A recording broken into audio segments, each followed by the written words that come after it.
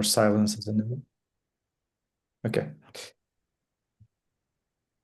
So once again, thank you for the interest, for registering to this second webinar in our in the European Society of Rural Sociology webinar series. The title of this webinar is From the Good Countryside to Spatial Justice, Collective Imaginaries and the Future of Rural Areas. We are very glad of welcoming Mark Shucksmith and Kasper here today. You know that perhaps you have understood it from the poster that the idea of this webinar series is to have a senior scholar and an early career scholar to debate, to present their research and then have a debate. We will have two parts before we open this virtual floor to Q&A. I will have a first part in which both Mark and Kasper will have 10 minutes to make a presentation on their research specifically related with the theme of today's webinar, and then we will have a 25 minutes conversational sort of debate segment. And then we hope to have 20-25 minutes for Q&A. So you will have time to ask your questions. I just ask you to leave them for the end, after the sort of discussion part, the debate part, and not right after the respective presentations. Okay. So let's move on. I will give the word now to Annette for some welcoming and introductory words. Thank you. Yes, welcome everyone. I would also like to welcome you to this webinar, our second webinar in the European Society for Rural Sociology. And I also want to say a warm thank to our two presenters today, Mark Shucksmith and Kasper Friis Bavnbæk, who have voluntarily joined us for providing their knowledge on rural futures today, and we look forward to that. The European Society for Rural Sociology was founded in 1957, and it has as its aim to stimulate a dynamic discussion about rural sociology. And this webinar series is part of this. And as we try to make some make our community also alive between the biannual conferences. We encourage you to visit our webpage, ruralsociology.eu. There we have a call for research and study groups, which is also an attempt to make the community more lively in between the conference. We also invite you to visit the Sociologia Ruralis webpage, the webpage of our society, and by that follow the debates about the rural futures that we are establishing among us. But I would just like to welcome you to today's seminar, and now I hand over to Executive Committee member José Ribeiro to moderate this webinar. Thank you, Annette. Without any further ado, I will be introducing Mark. We will start with this presentation. Mark Shucksmith is Deputy Chair of the Carnegie UK Trust's Professor of Planning, Emeritus Professor of Planning, in fact, at Newcastle University, where he was also Director of the Institute for Social Renewal. His research focuses on social exclusion in rural areas, rural housing, and rural development. He is the author or co-author of 18 books, including the Routledge International Handbook of Rural Studies, and over 110 papers, as well as coordinating several EU research projects. His latest books are Rural Poverty Today, Experience of Social Exclusion in Rural Britain by Policy Press, published in 2023, and Rethinking Rural Studies, Aagaard, 2024. He was also awarded the honor of OBE in 2009 for services to rural development and to crafting. Mark, thank you so much for being here. The floor is yours. Thanks very much, José, and welcome everyone. It's a pleasure to be here, and I'm looking forward to this discussion today. And I just should mention, since you mentioned rural poverty today, I think Jane Glass, one of the co-authors, is also on the call somewhere here. I've put up on the opening slide here the article that I'm mainly drawing on today, which was written quite a while back now, published in 2018, and I was writing it probably from about 2014. But I also draw your attention to a chapter in the latest book that David Brown and I wrote, published last year, Rethinking Rural Studies, which has a chapter taking forward some of these ideas about spatial justice and the right to the countryside a bit further. So, next slide, please. I want to start with the idea that when I was thinking a lot about rural studies, and so many of the studies were finding that people were looking back at an imagined rural past. There was a lot of nostalgia, if you like, an idea that things were being lost in the countryside in the changes that were taking place. And that wasn't surprising to me. But what I found surprising was that there was hardly anything written that I could find about rural futures. So that made me start thinking about this. There's very much written about the rural idyll, a sort of simple, innocent, virtuous place, part of a pastoral myth of a lost Garden of Eden, and this nostalgia for an imagined golden age of indeterminate date that perhaps never even existed at all in the way that it's now imagined. But what I was looking for was some idea of a desired future. And you do find that in practice. You find that in place shaping initiatives, in village planning, in the idea of rural development itself is working towards something different, something better in the future, in community-led local development. And when I started looking at that and thinking about it, what we're talking about here is a shared vision of collectively how we would like our place to become in the future. And if you like, you could characterize this as the not yet, instead of looking back to the has been. So the desired future is the sort of focus of what I'm going to say today. And hopefully that will link up with what Kasper's going to say about planning and so on. Next slide, please. So what is a desired future and why is it important? And here I was very inspired by the writing of Ruth Levitas, and particularly her book, Utopia as Method, the Imaginary Reconstitution of Society.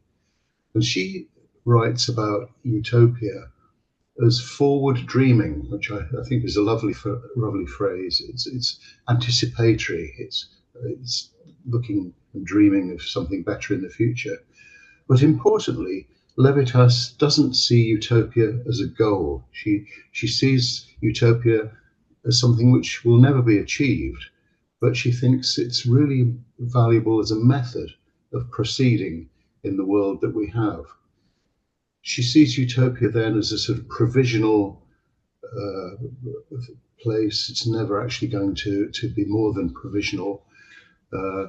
And she has embedded in her thinking that there will necessarily be a failure to reach it. But she thinks it's still worth thinking about and dreaming about something better, because imagining the world otherwise is a means of informing your actions today. And she goes further than that. She says, if we don't do that, if we don't have some idea of what it is we're striving towards, even though we'll never get there, we're implicitly accepting a utopia of the world as it is, and essentially of neoliberalism. So this assists more radical thinking. How could the world be better? And this brings me to the idea of hope and hopeful futures, which is something which we write about in the end of the last chapter of our Rethinking of Rural Studies. And hope, in the way it's written about in the literature, requires these two elements. One is a vision of how the world might be better, this dreaming of the future. But the other part of it is action towards that better world. And it's the two things together. Writers have said, if it's only the vision, then it's just optimism. You only get hope through acting also towards that better vision. So that's why I think it's worth thinking about desired futures and something which can help us take small steps, baby steps perhaps, towards hopeful futures. So the next question I have, and this is the next slide please, is to think about what might a hopeful future look like. And again, I tried to find out if there was much written. There wasn't much written about a good countryside. I found an unpublished working paper from a future study that had been done. But there was much more in the urban context, in urban studies, about a good city. And I was particularly interested in an article by Amin, who proposed 4 registers of collective social solidarity towards his idea of a good city. And I wondered if these ideas could be translated to rural places. So his 4 registers, as you can see there, are repair, relatedness, rights, and re-enchantment. And in my article, I try and translate these a little bit into rural places and hope that other people will too. So repair is about the maintenance of the systems which support society. And it seems to me that in the rural context, that includes ecosystems, it includes the physical infrastructure, things like telecommunications, broadband and so on, as well as roads and all the other things, schools, buildings, and importantly, social infrastructure and the institutions of the village and of rural society. Relatedness.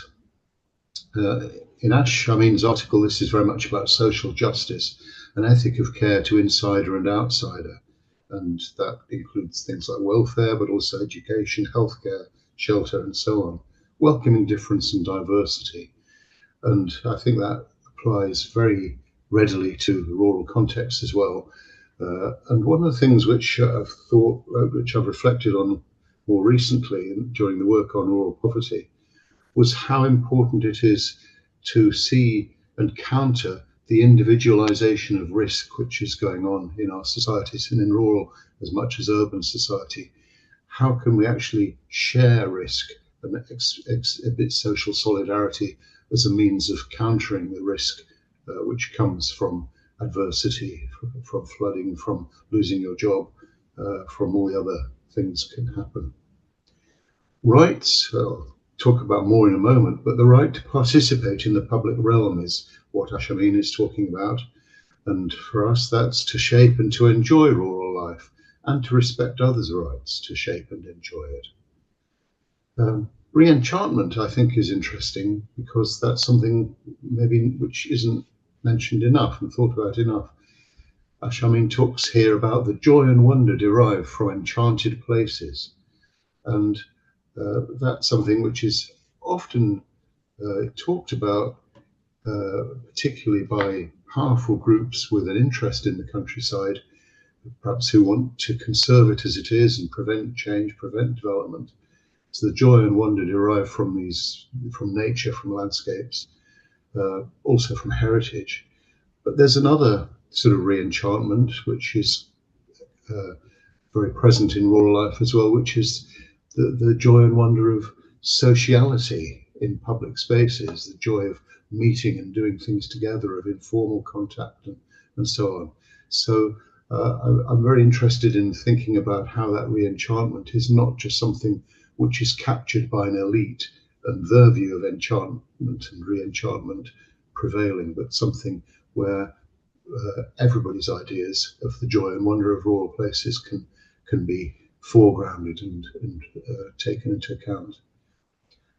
And more recently, I've been thinking about how these ideas might relate to Lefebvre's concept of the right to the city. And can we translate his right to the city to a right to the countryside in some way? And when I've looked further into Lefebvre's work, it's apparent to me that when he writes about the city, he's not writing about an urban form. He's writing about social relations. And he's very clear that spatial object is not identical or mapping onto social relations. And he talks about the urban to mean urbanized society rather than the city, the spatial form, when he's writing in his own language. And you have to understand his right to the city in terms of his opposition to and critique of the urbanization of society as he sees it. Urbanization not in the physical sense, but in the sense of social relations becoming more transactional and exchange value rather than use value. Those are two critical aspects of his idea of what he calls complete urbanization. And he argues that everywhere is completely urbanized in that sense, whether it's city, town, or village. And I put it in that a photograph which I took on the London Underground, which might amuse you. Please respect urban solitude. Don't look at your neighbours for more than 2 seconds. So what he's railing against isn't against the city. It's not something which only exists in the city, and he's very clear that what he's writing about also is applicable to towns and villages. So he has these three different elements which he sees as being important to the right to the city: appropriation, habitation, and participation. And we can come back to those in discussion, I'm sure, because time is short now. So my final substantive slide, and then just a quick conclusion, is how then do we proceed towards a good countryside in practice? And this is where planning comes in, it's where rural development comes in. And here I was very taken with the concept of collaborative planning, which was introduced by a former colleague of mine, Patsy Healy, who proposed empowering citizens to co-produce forward imagining and the actions that follow from them, very much as I've already talked about, relying on assets. It's an asset-based approach to urban development or rural development, with elements of knowledge resources, network resources, and institutional capacity. And with all these, the role of the state changes from being someone that tells people what to do to instead being an enabler, an enabling state. Of course, it's still a provider as well, providing healthcare and so on. But an enabling state is the important element for collaborative planning. And this, of course, includes planners adopting this enabling role, deploying what she calls generative power, giving people power to do things rather than exerting power over them. And I took those ideas into the concept of networked rural development, which seemed to me to fit very much with neo-endogenous rural development ideas developed by Philip Lowe and colleagues. Because that pursues collective imaginaries in similar ways, with local actors supported by an enabling state and other partners, not just the state, not just local people, but universities, academics, voluntary community organisations nationally as well. The challenges to this approach, as we're all well aware, specifically around power relations, internal power relations, and external power relations. Of course, rural areas are very diverse, and capacity to act is uneven. So in my view, it's insufficient to leave local actors to just sink or swim. An essential part of this whole approach is capacity building, because without this, inequalities will widen. So we need an enabling state, not an absent state. And final slide, please, just some quick conclusions here. So I've tried to introduce this idea of forward imagining, taking us away from the rural idyll towards future, looking towards a good countryside. But what values should underpin our collective imaginaries? In the article, I put mine forward, but it's not up to me what the values should be. It's up to each community. And for whom are we dreaming of the future? I talked about a right to the countryside, and we can explore that a little more in discussion if you like. And I've talked a bit about how to proceed in practice with collaborative planning, networked rural development, the enabling state. But how does this place-based approach relate to spatial justice, planning cultures, and power? And I hope that takes us on to Kasper's presentation. Thank you. Thanks a lot, Mark. Yeah, we will pass now to Kasper's presentation, and then I think we have a very good basis for the discussion that will follow. Just give me a second.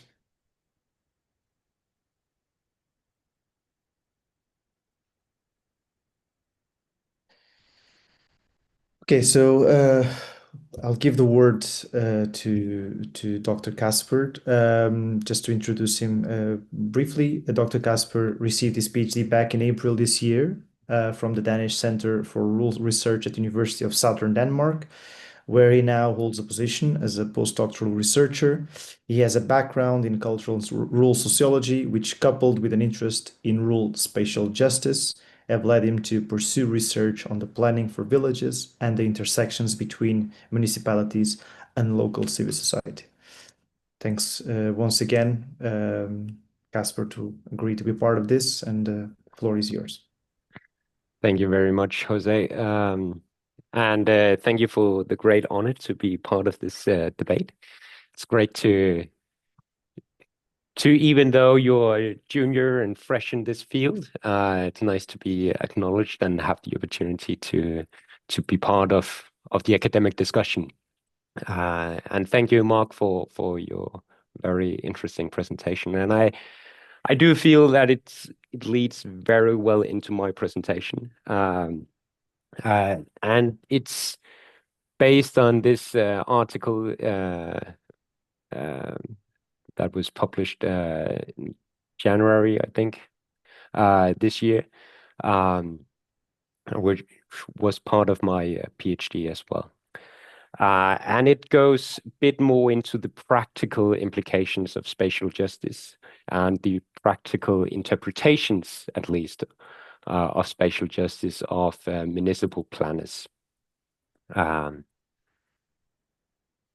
Yes, so just a bit of a context. The Danish landscape is a bit different from the UK landscape, at least in terms of how rule is interpreted.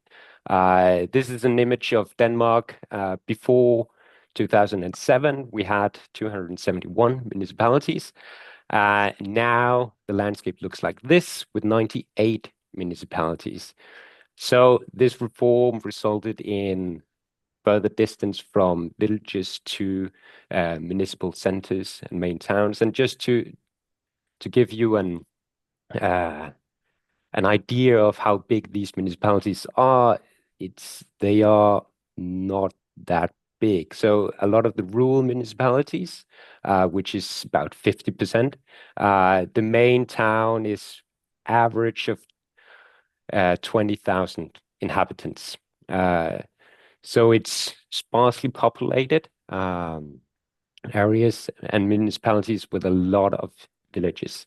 So this has led to that back here in 2018, the government commissioned a report which led to recommendations to advance planning for viable villages due to the imbalance between urban and rural areas, even in these rural municipalities. So you have the concept of urban, even in these 10, 15, 20,000 population towns, basically, contrasted to the rural villages between 200 and 1,000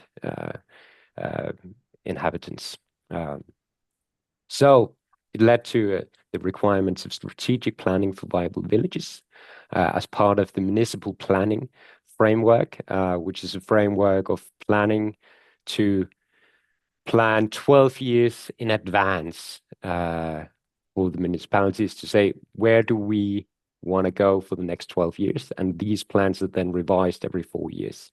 But now they are required to have some sort of descriptions of how they are to support the development of viable local communities and villages, to promote a differentiated and targeted development of villages, and specifying overarching goals and measures for the development of villages. And this is the extent of the requirement. So there's not a lot of specifics on how this is to be done. So there's a lot of methodological freedom. They do, though, encourage citizen involvement and intermunicipal cooperation in some of the other policy papers associated with this law. So this is the context of what I'm going to talk about today, because what we then did was to interview a lot of planners in rural municipalities and see how they were then approaching this new task of maybe an imagined future of the rule. So just going a bit back before we're going into the analysis, just to take a view of the spatial justice theory. So basically, following the timeline of the evolution of spatial justice theory and discussion, space is not just a container for social justice. Space is interrelated and impacting justice, which I feel Edward Soja is formulating very well, that everything that is social, justice included, is simultaneously and inherently spatial, just as everything spatial, at least with regard to the human world, is simultaneously and inherently socialized. So we cannot subtract the social community from the space that they inhabit.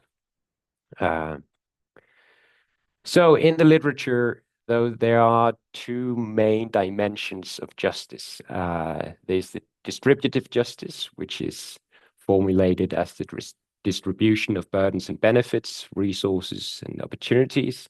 And then there's a dimension of justice, which is procedural justice. So the inclusion of the impacted people in the process. And there's these two different interpretations of what is spatial justice. What do we need to do to attain spatial justice?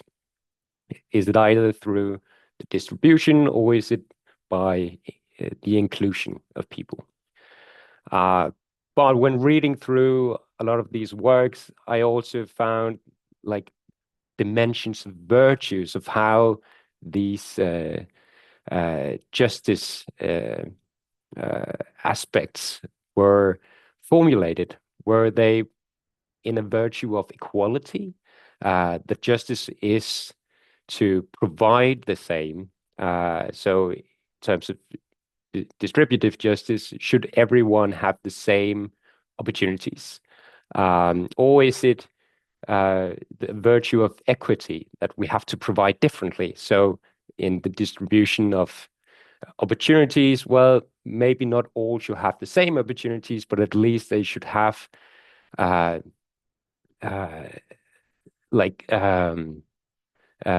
different opportunities based on where they are, so they can lead to a better future.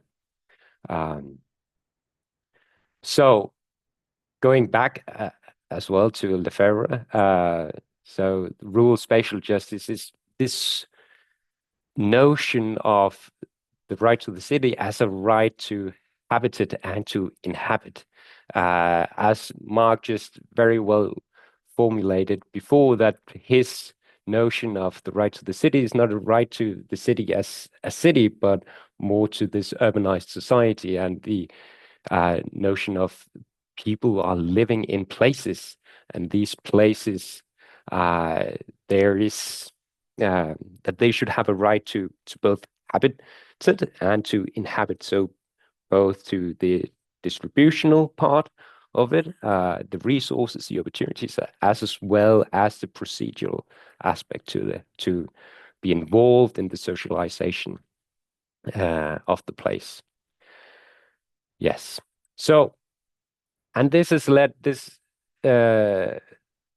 literature of spatial justice has led in recent years to this consensus of the need for both the procedural and distributive justice aspect in rural spatial justice, drawing back to Lefebvre.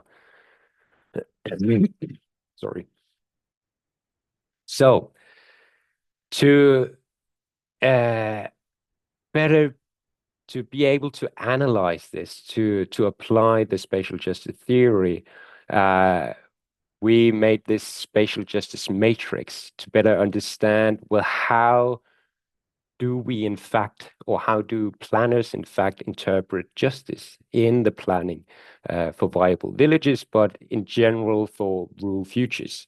And these are not necessarily diametrical opposites, but they are at least opposing interpretations of spatial justice, which by this framework lends itself useful to the analysis of real-life implementations of policy and planning. So this is not to say that distributive justice and procedural justice have to be two very different things, but they are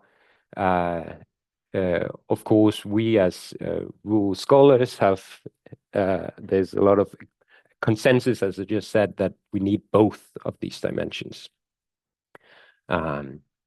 So to the analysis, we found that when interviewing these planners of how were they going to plan for viable villages, we found 6 different types of differentiation, how they were differentiating between the villages in the municipalities and how they were to plan for them.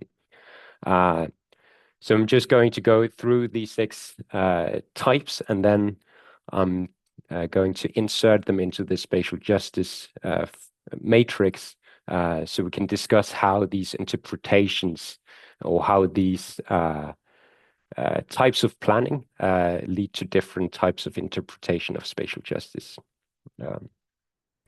So the first method is to focus on the function of villages through a hierarchical division.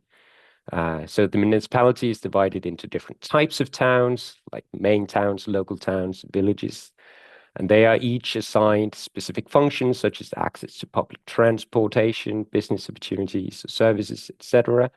And then the municipalities, through zoning regulations, etc., other regulations, define the boundaries, and then the development opportunities of villages and towns. So where can you have animal husbandry? Where can you have light industry? Where can you have shopping centers, etc.? So this approach is based on the principle of equality, whereby all villages within the same category are given the same opportunities, but access to functions depends on their position in this hierarchical structure. The other form of differentiation we found was the development of potential of villages in terms of existing services. So here, villages are assessed on the basis of their current access to public and private services, such as schools, daycare facilities, healthcare services, and shops. So a very data-driven approach. So the municipality maps the range of services and attempts to allocate resources so that no areas are left without basic coverage. So this approach is based on an understanding of fairness based on need, where resources are allocated to ensure that all citizens have reasonable access to services, even though proximity to them may vary. So it's an equity-based distribution, whereas the previous one is more equality-based distribution. Then we have to focus on the potentials of villages. So the first one is through tangible potentials. So this method employed by the planners focuses on the physical potentials of villages, such as scenic surroundings, tourism opportunities, access to business developments, highways, etc. Villages that are assessed as having strong development potentials have been allocated more resources and greater planning focus. And decisions are often made in dialogue with local communities, combining both a distributive and procedural understanding of fairness. But it's mainly this distributive approach employed. The other one is intangible potentials. So in this approach, the focus is not on the physical characteristics, but on the social dynamics and identity of the villages instead. So here, the municipalities had been working closer with the local communities to identify these more intangible potentials and special qualities, such as, well, this village has a strong community spirit, or this village has some cultural distinctiveness or unique historical features, where the local population has been part of this process of giving the municipal planners some input on how they perceive the local areas. So this also requires a high degree of citizen involvement and is therefore based on procedural understanding of justice. Yes. So the final type is this focus on the social engagement in villages, and it's divided in two as well. So the first one is based on civil society strength, where this approach assesses, this is also very data-driven, assesses villages' development potential based on data of the local level of engagement. So here the municipalities have measured parameters such as the number of associations, like sports associations, civic organizations, etc., member activity, and local projects to determine which villages have the greatest potential to drive their own development. So making a scale of weak to strong civil society villages, basically. So here the municipality can either choose to prioritize the strongest villages to maximize the development effect, very like neo-endogenous premise, or the weakest to mitigate inequalities. So though focused on civil society, it's closer to a distributive justice interpretation than that of the procedural interpretation. We need to be wary of this as well when we talk about this neo-endogenous development, that even though it might bear resemblance to procedural justice, there's these struggles, as Mark also mentioned, of power inequality. So the final type of differentiation that we found in these interviews with the planners was an approach based on actual activity level. So here, support and resources are allocated to villages based on their specific initiatives and project applications. So the municipality sets the framework for development, but it is up to the villages themselves to take the initiative and apply for funding. And here there's a strong focus on equality, as all villages have the same access to funds, but only the most active villages receive support. So it's sort of first come, first served principle. At the same time, the approach is based on a procedural understanding of fairness as decisions are made locally. So here it's going in the opposite end of the scale of procedural justice, that the sole power of the future of the rural areas is sitting at the local level.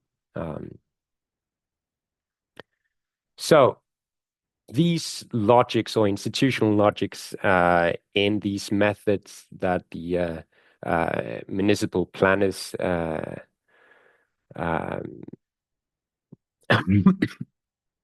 employ do they have consequences in terms of spatial justice? And that's what this paper was mainly for, this discussion of, well, even though we have laws and regulations trying to give to mandate imagination of rural futures of viable villages, do we then still have consequences in terms of spatial justice based on these logics? So inserting these different types, these methods, these approaches of the planners, logics, we see that they distribute themselves very all around this matrix, the spatial justice matrix. The size of the spheres is relatively correlating to the amount of planners who adhere to this this logic. So you can see that the actual activity level method is employed by most of the municipal planners. So of course there are nuances and adaptation in the strategies. So to say that planners in one municipality, they might have a majority logic, but they might borrow different methods or different thoughts from some of the other logics. So rural spatial justice, as justice for the places in space, is an interpretational challenge. So institutional logics of planners and political and structural constraints influence the possibility for justice. So even though it's mainly political decisions, these planners do still have some ideas of how do we attain spatial justice, how do we have a great future for these villages. So the strategies focusing on procedural justice might lead to involuntary distributive injustice due to structural barriers. So focusing on the actual activity level, it might be good in terms of procedural justice that the locals have the final say, but it still leaves to that and leads to inequality, as we have villages who do not have the capacity to involve themselves on this level, and that will leave them lacking in terms of the burdens and benefits, opportunities, and resources. Likewise, focusing on distributive measures might lead to a lack of representation and procedural justice. So this is just one way that I found fruitful in the discussion of spatial justice, or in a more analytical approach to see how municipal planners are approaching the planning, and to see how this might have consequences in terms of both the intra-municipal justice, spatial justice, and intermunicipal justice. As you can imagine, the villages on the borders of municipalities adhering to different logics, they might experience, even though they cohabited the same space, they might experience the structures and the engagement very differently in terms of the development of their village. Yeah. So thank you very much. Thanks a lot, Kasper. I think, as you said, it followed quite well Mark's presentation, and we're best now to our second part before giving the floor to the participants for Q&A. And I prepared few prompts. I will try to sort of merge them for time's sake. And the first one is that I think the idea that Mark introduced here of that rejecting utopian thinking reinforces a neoliberal hegemony. So it's quite important to have that utopian thinking to imagine the good countryside in a way that is essential to disrupt that neoliberal hegemonic thinking. And Kasper, your research really engages with this procedural and redistributive rural spatial justice. In concrete, you find those concrete planning decisions. However, you also say that there are interpretational challenges, and despite these procedures being defined, there are still space for the rural planners to interpret those procedures. So my question for both of you, and feel free to ask questions to each other as well, to engage with each other. How might utopian thinking inform or be limited by the everyday institutional logics of municipal planners, rural planners, of professionals that deal with these decisions? Would you like to start, Mark? Yes, really interesting question, and really interesting paper from Kasper as well. I guess the first point is that planners are operating in a neoliberal context with financial resources constrained, often short-staffed. It's much easier to go through a very token public consultation than to engage in the sort of collaborative planning which Patsy Healy talked about, which really involves working on the ground with people and building capacity in the network draw development approach. So it's difficult in that context. But it is very important. The big thing that occurred to me when I read Kasper's paper was it immediately made me think back to an approach which was tried in England in the 1960s. So you have to be quite old and senior to remember. And it was applied in County Durham, just south of Newcastle, where there are lots of, it's a former coal mining rural area. And so there were lots of villages which were associated with coal mines, which had then closed. And the county planners did an exercise very similar to that required in the Danish legislation, as I understand it, labeling villages A, B, C, and D, according to whether they were viable, whether they could be saved. And the D villages were the ones which were going to have to be closed and everybody was going to have to leave. And quickly D became D for dead. The problem was, although they were starved of resources and investment and no new building and all services were closed, people didn't leave. They wouldn't leave. And the approach had to be abandoned, and it's become a sort of myth, if you like, in planning that approach won't work. And so my problem with the settlement differentiation, and particularly the hierarchical approach, is that it leaves no agency to the people in the settlements which are at the bottom of the hierarchy. It leaves no desired future open to them in many circumstances. Of course, it depends what capacity they have.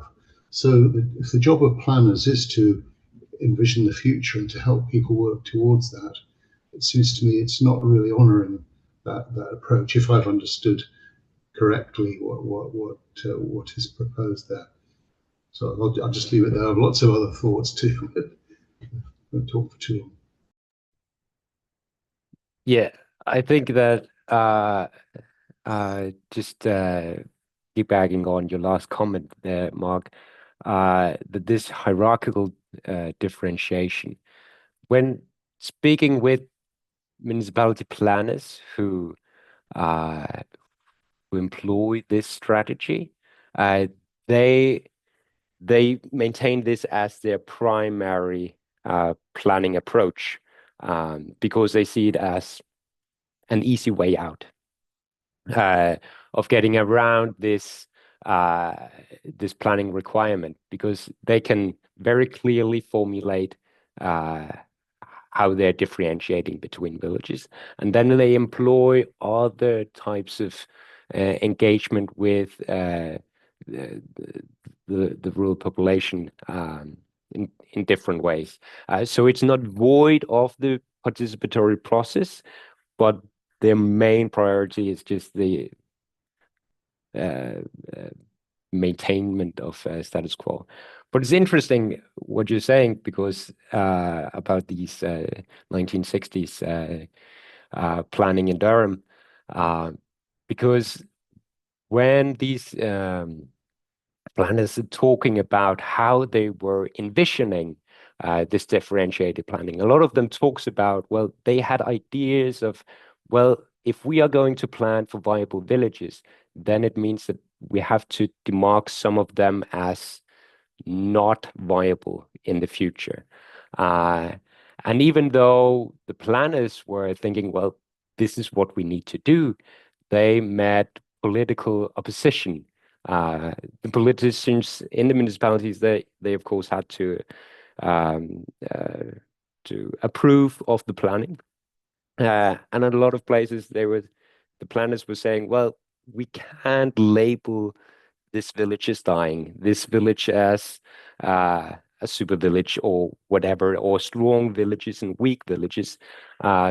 So in a lot of places, they are reformulating it, and it loses its edge in this imaginative future.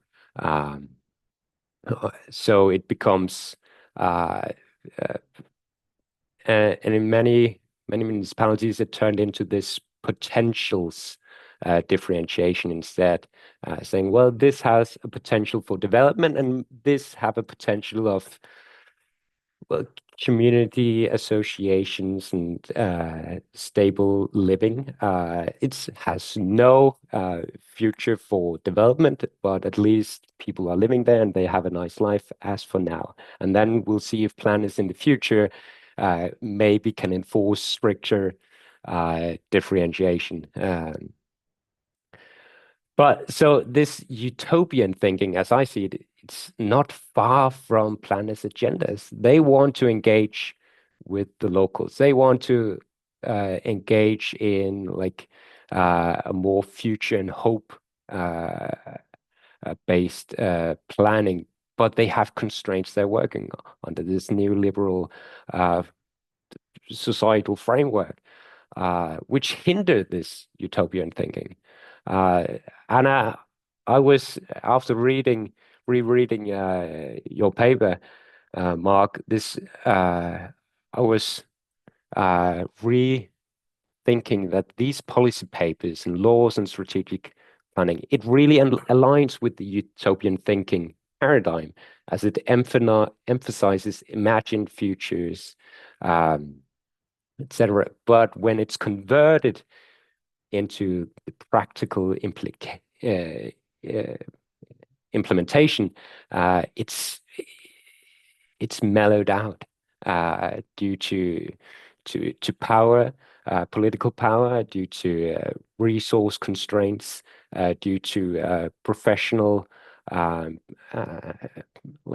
professional skills and planning, etc. So even though there is a hope, and the planners, they do really think that this is a good idea, or might think that this is a good idea, and the politicians at the state level think that this is a good idea, and the politicians on municipal level think that this is a good idea.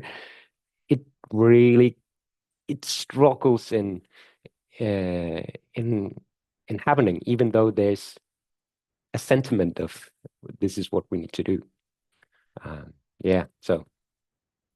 I just wonder, I mean, I think that's really interesting, and I agree with everything that you've said there. I was just wondering, in relation to your category of settlements, the potential, the intangible potentials. I think they're your fourth category, because that seemed to be the one which was most hopeful in a way. It was in that bottom right quadrant, and I wondered if planners put their efforts into working with the people in the places with the most potential as they understood it, or if they put their efforts into working in the places with the least potential, that would make quite a big difference to the power relations and the equity outcomes. Yes, and I think that's for future research to uncover whether this in fact leads to some sort of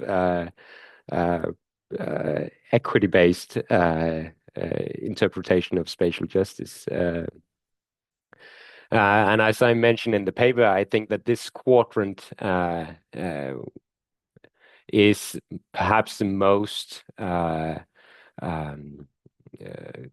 is the closest to, and this method is the closest to actual rules spatial justice, or future rules spatial justice.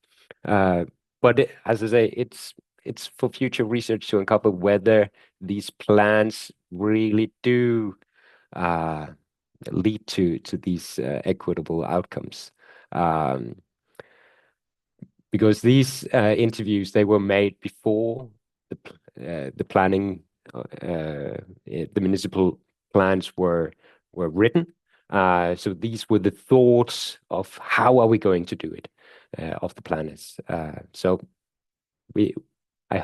hopefully I'll have funding to see whether this is the case or not, or whether we are this approach is leading us to a better place, or it's falling short of utopian thinking.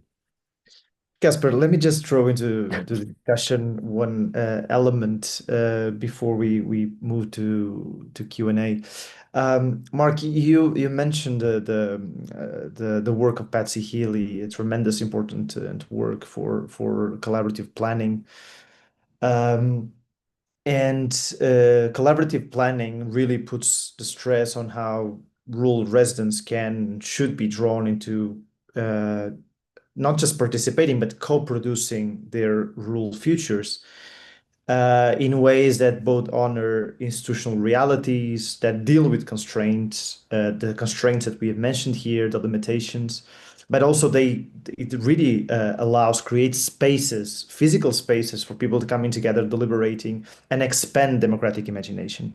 Do you think that we are facing, especially after the pandemic, you mentioned in your presentation this individualization of the risk and the lack of capacity of bringing collective solidarity, social solidarity. Do you think that this reinforcement of collaborative planning could fill the gaps, fill the limitations or answer to the limitations that are put in place by this neoliberal hegemonic thinking and related constraints? Well, I do think they help. Whether they can overcome it entirely, I don't know. But for example, in the work that Jane and I were doing with others on rural poverty, we found that rural labour markets were becoming more precarious, that the welfare support from government was becoming more conditional, and in that sense more precarious as well. And it was only really the voluntary and community sector, the civil society organisations and institutions and support, which was still helping to maintain social solidarity and providing sources of help in times of need. So you get things like food banks but also advice services and insulation projects and all these things which were still helping.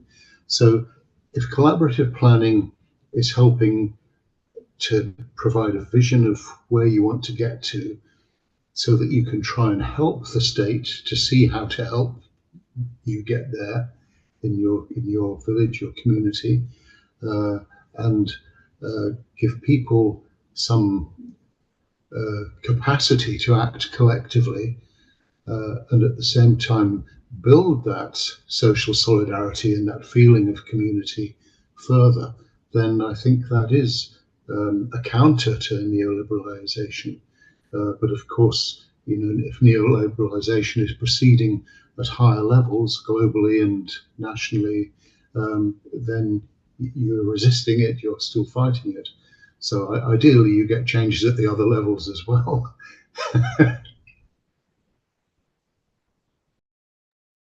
Kasper, do you have anything to add to that before Q&A? If you do, I mean, it's not an easy question, of course. I had one thought, but it just slipped my mind. So maybe I'll remember it in a bit. So I would really we have a lot of time. I do have other questions, but I think it's fair after this we reached 1 hour to give the word to our participants for questions. So please feel free, go ahead.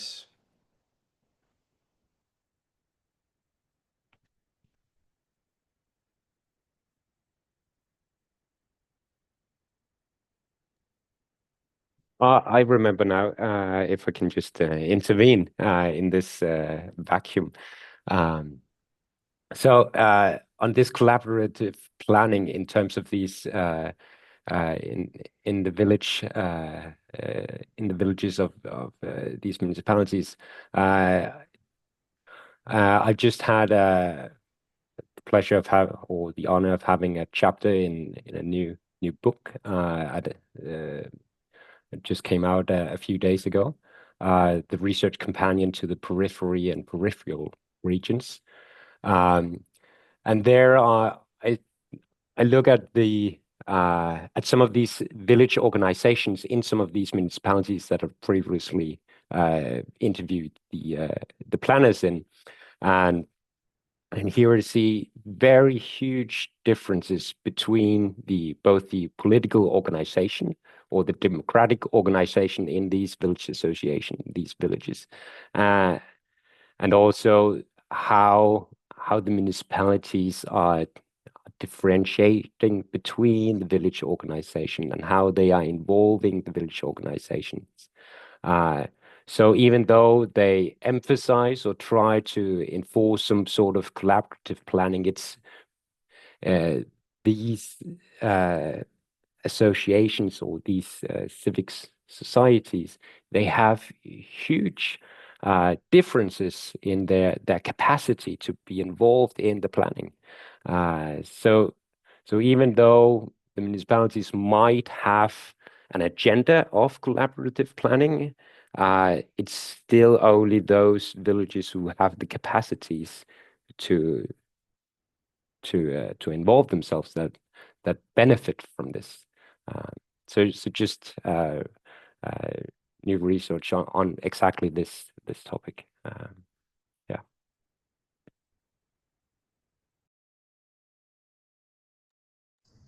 And if there is a moment while everybody's thinking of their questions, there's also a recent book Patsy Healy wrote just before her death, 2 years ago. She wrote this.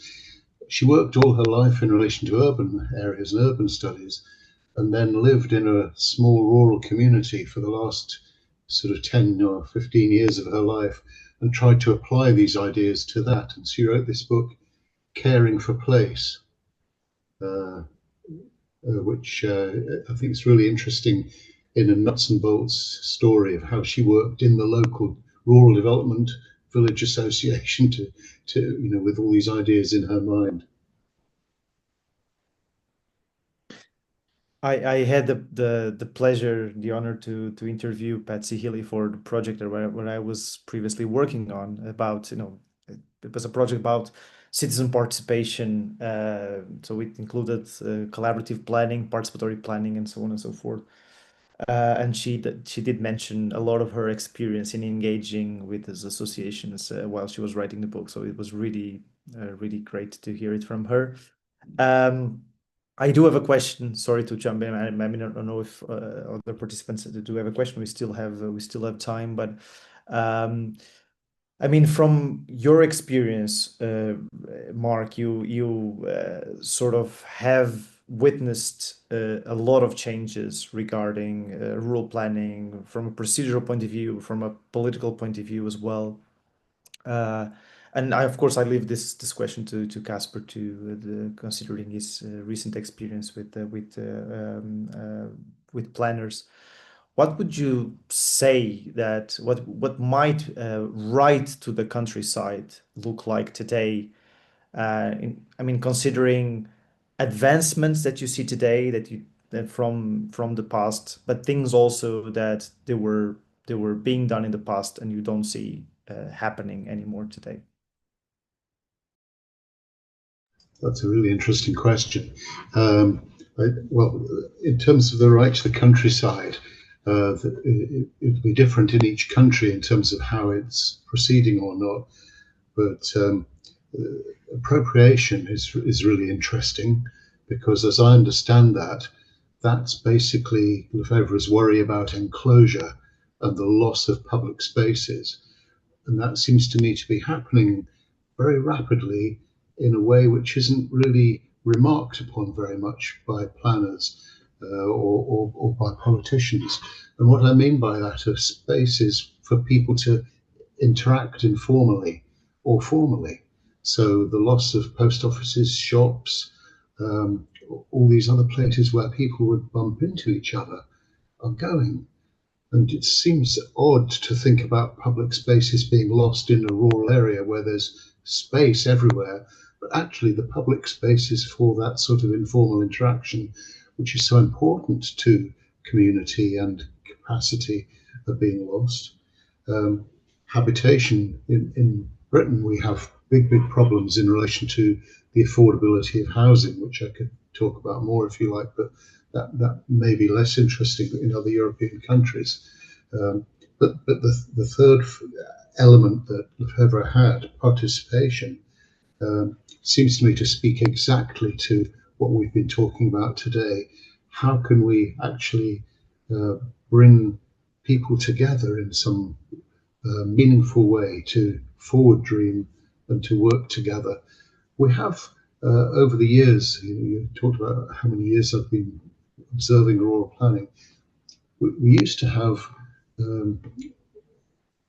funding from a government rural development organisation for people to produce village plans or parish plans, and there were staff to work with them and animate that process. And they were very, very effective in bringing people together and building capacity.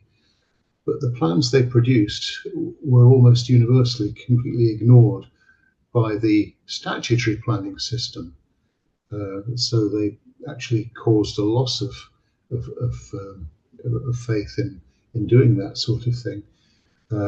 If we could find a way for working to support people again in that way, and it's happening a little bit in Scotland now, where they've introduced place plans, but not everywhere, because there's not enough resources for them to happen everywhere. So if you could involve people in that meaningful way in thinking about their future, as I've described, I won't go over it all again. I think that would be really helpful. Sorry, that was a bit long. Yeah, but it's this this balance of participation. Is it just a token participation? A lot of planners they're talking about, well, we do need these city hall meetings or village hall meetings to sort of have inclusion of the local population, but it's often on this edge of, or falls in this category of just token participation. And yeah, we see the same in Denmark, this loss of social spaces in villages. And I think it's also ties together with that villages in rural areas today, at least in Denmark, they're not associated to the industry in the villages or in the rural areas such as farming. People are just living there and then they're commuting. So their social life is happening elsewhere and not just in the village as we saw 50 years ago. So and then coupled together with the segmentation and the silo thinking in municipalities, where you have schooling, you have healthcare, you have environment, you have planning, statutory planning, etc. These all have their budgets that they need to fulfill. They each have their political ambitions that they need to adhere to.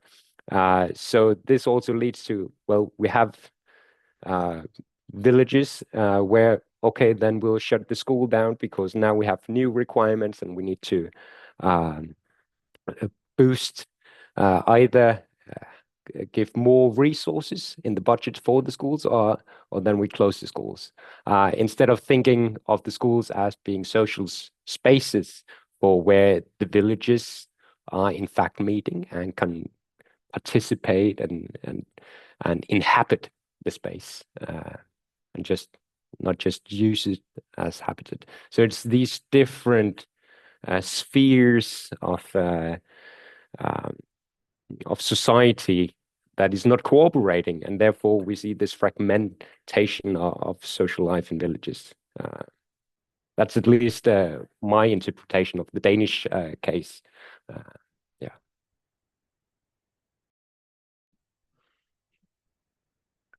Any questions?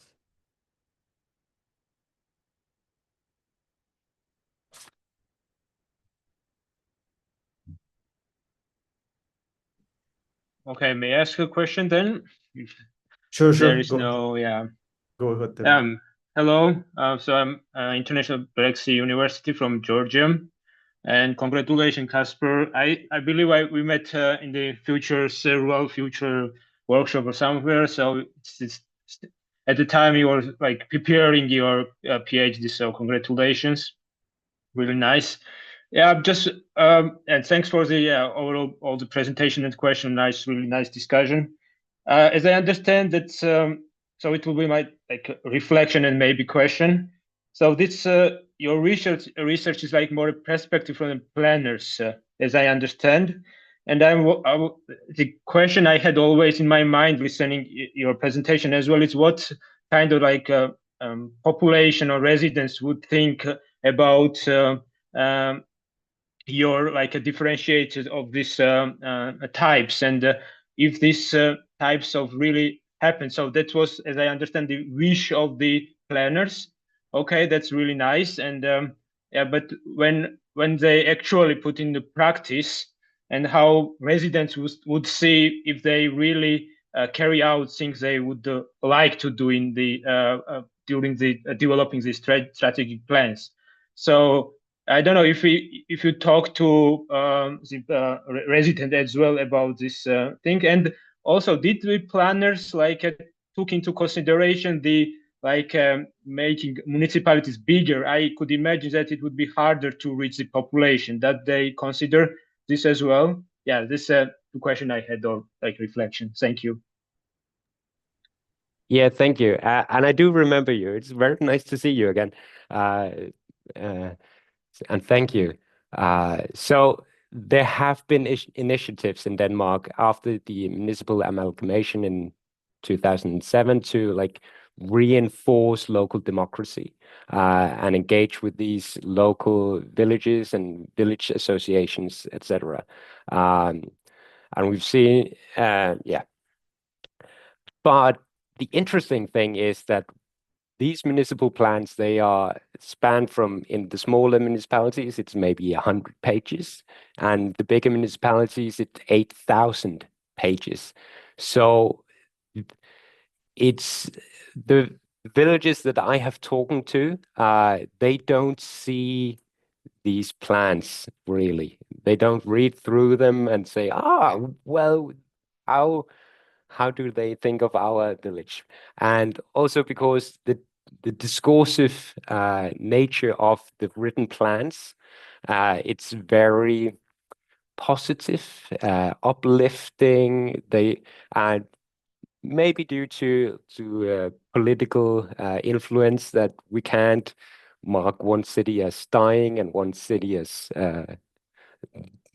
the one with development potential. So it's very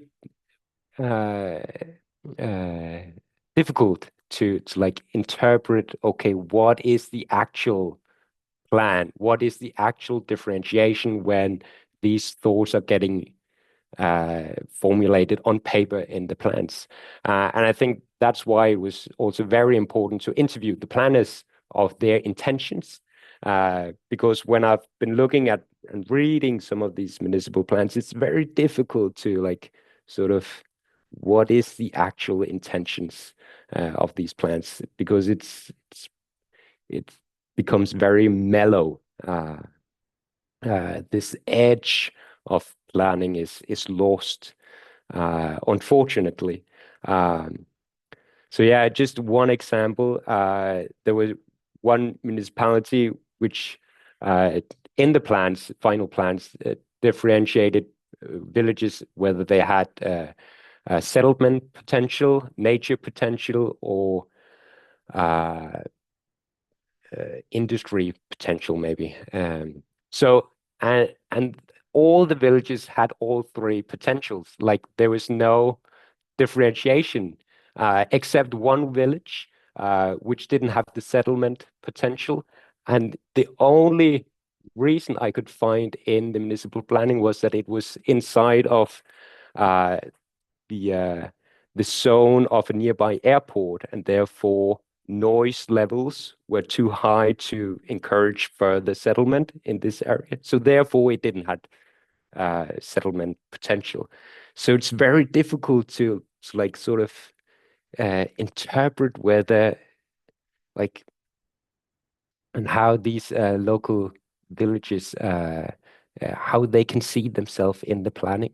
They can just read about their village and say, oh, well, we have settlement potential, we have nature potential. Oh, and why don't the politicians then do anything about it?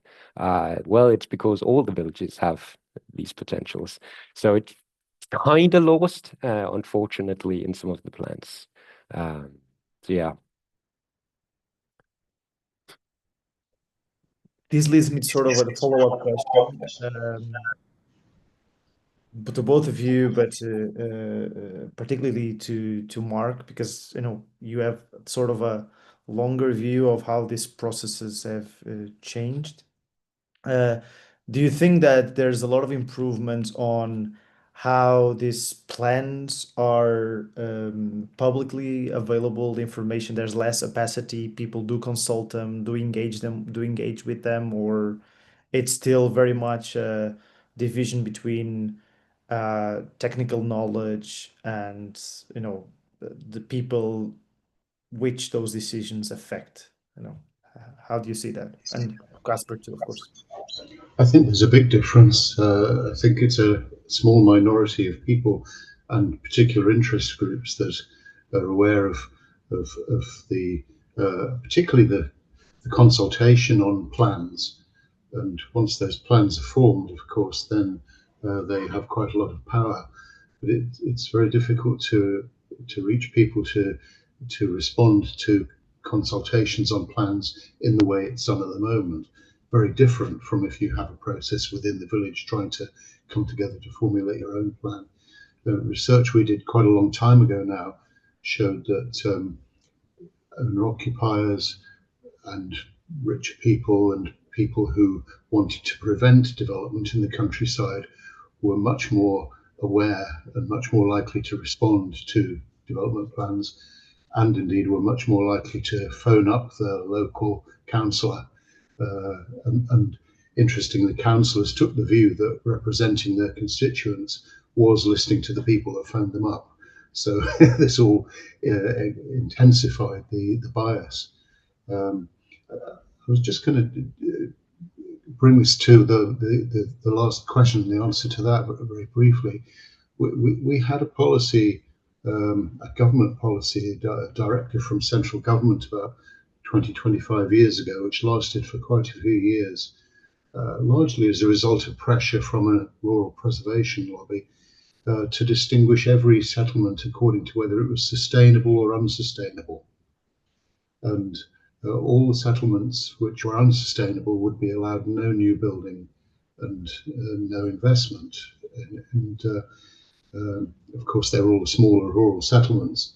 And there was a checklist approach to doing it. So it's much simpler than what was being described. Basically, was there an hourly bus service? Was there a school? Was there a shop which sold food? And a whole set of things like that. And if you passed all those tests, was there a doctor's surgery? Things which were quite limiting. It was a bit strange. There's a village near me here which was sustainable, and there was some affordable housing allowed. And then the shop stopped selling small packets of cereal, which were the only food item for sale in the village. And it suddenly became an unsustainable settlement because they stopped selling Kellogg's cornflakes. Very odd results. And oddly, in those communities, in some parts of rural England, the people there were very pleased not to have any further development because it put their house prices up. And so they were celebrating when their villages were pronounced unsustainable. So very paradoxical results with these sorts of checklist approaches and the way it's done. And I think that's one of the big difference between UK and Denmark, at least, that when a village in Denmark is seen as unsustainable or non-viable, or the school is closing or the shop is closing, then housing prices fall. And people are feeling like, well, now we are bound to this place because we can't sell our houses. We can't, all our fiscal resources are bound in this house, and now we can't sell it, and the bank won't lend us further money to renovate or or anything. So now we are doomed.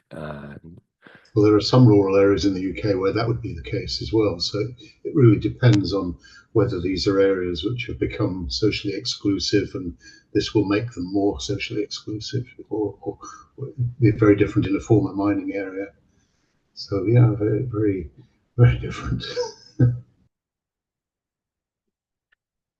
We are 5 minutes to our closing time. I don't know if Annette, would you like to give some, if you have any question, if you would like to give some concluding remarks? Yes, I found with this very inspiring, as it also refers a bit to what I'm researching within rural sociology. I will not ask questions. I have so many questions that I could ask, but I will just say thanks to all our participants for joining today, and also to our presenters, you were really, I thought it was very stimulating and interesting what you were discussing, and these were just from the perspective of 2 countries. So if we took in more countries, it would be even more interesting to compare. As I said in the beginning, we have a call out at the moment for research and study groups. So maybe you got inspired by this discussion at the webinar today to maybe start a study group or a research group with under the name of the ESRS. We have this call on our webpage, ruralsociology.eu at the moment, and until January sometime, I think. So we invite you to also by establishing research and study groups to help us make this a viable community, a viable research community. Yes, and this was our second webinar. We will be making more webinars in the future, and we really hope that you will come back and join them. And I wish you a very nice day and a happy Christmas season also. Thank you. Thanks a lot. Thanks, Kasper. Thanks, Mark. Thank you so much for accepting to do this. Thank you. Happy Christmas, everyone. Thank you.